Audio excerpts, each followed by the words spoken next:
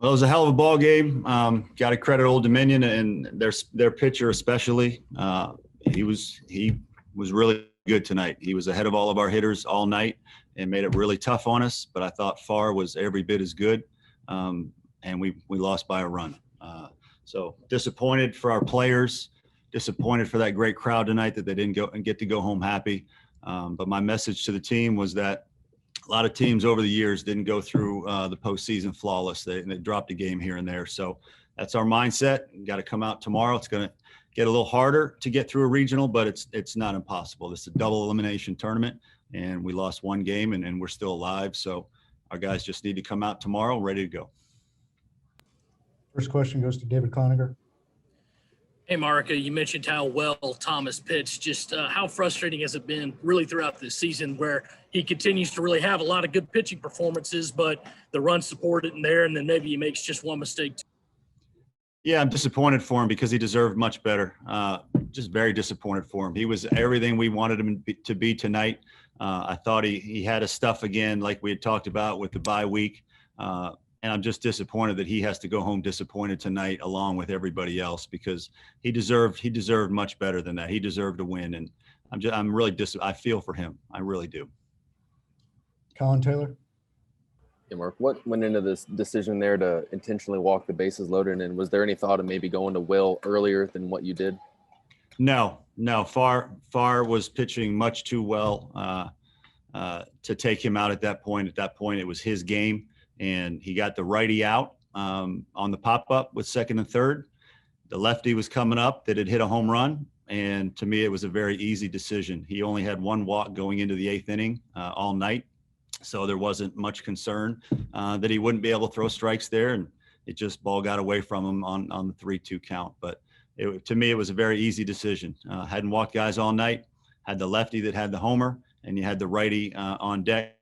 And he had just had a lot of success against their righty. So to me, it was the right decision. It just didn't work out. Ben Portnoy. Mark, on Andrew's check, third strike, I guess just what did you kind of see from your angle? And if you got any explanation in between innings, did you get one? No, we get no explanations on those plays. And I can't really answer that question because if I do, I'll hear from, the powers that be. So I'll respectfully decline that question. Michael and Anna.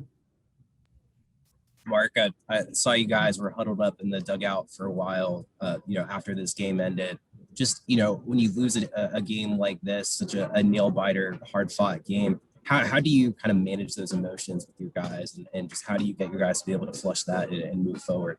There's no choice. There's no choice. I reminded them that it was a double elimination tournament. And many teams over the years have dropped a game along the way. And that's what we did tonight. We dropped a very, very close game. They could have gone either way. We had plenty of chances. We left 10 guys on base tonight. I mean, we had the bases loaded.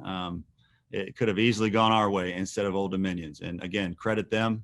Their pitchers made a lot of pitches, but it could have easily gone our way just as much. So just reminded them that you got to get knocked out twice to end your season. And we only got knocked down once. And so the goal was to come win this regional. We could still do that. And it's just going to have to be with the right mindset, the right positive attitude and belief. And if they have that, we still have a chance. Phil Kornbluth. Okay. Yeah. Hey, Mark. So I guess Brandon is going tomorrow against Virginia in the first game. And how do things line up behind him? How do you feel about your bullpen going into what could be what you hope will be a very long day for you?